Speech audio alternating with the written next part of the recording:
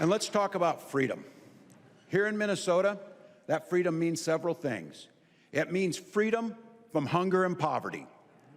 It means the freedom to worship or not. It means the freedom to be who you are any way you choose. And that is a birthright, not dependent on how much money you make, where your family came from, or the current issue of the day. That's what freedom looks like.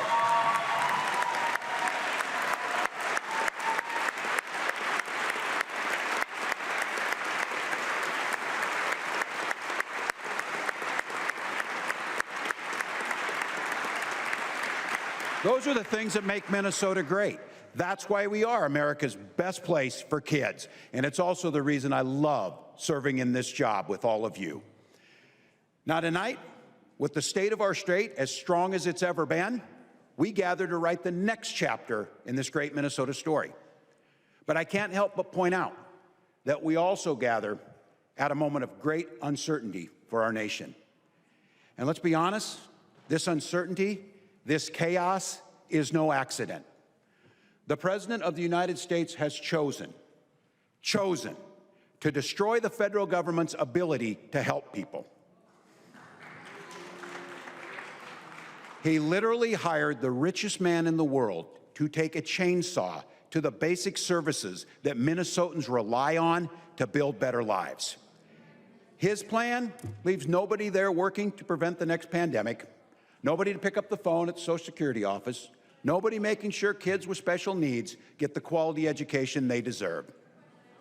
Just a few months ago, Minnesotans who got ripped off by a bank, a credit card company, a healthcare company, could go to some place in the federal government and seek help and relief. But now the government switched sides.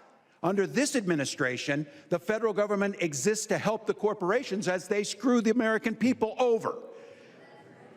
Next up, Medicaid.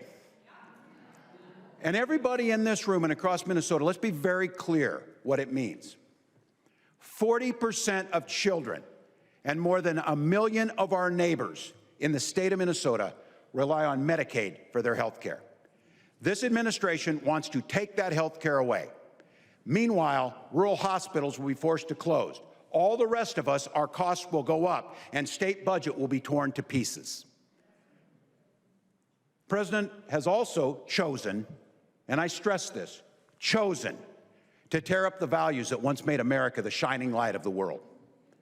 Now, in this land of the free and home of the brave, we have university students being swept up, shoved into unmarked vans, and fathers being tossed into Salvadorian gulags without a hint of due process.